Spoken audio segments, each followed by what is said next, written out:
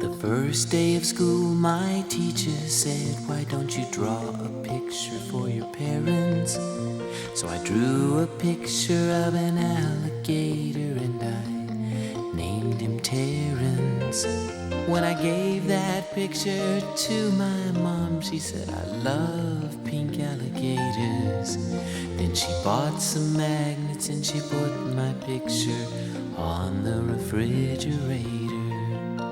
And she said she put it there so that everyone would see how much she liked my picture and how proud she is of me.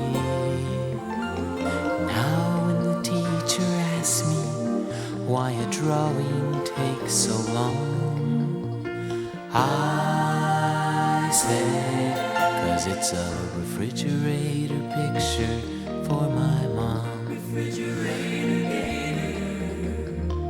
Refrigerator picture for my mom.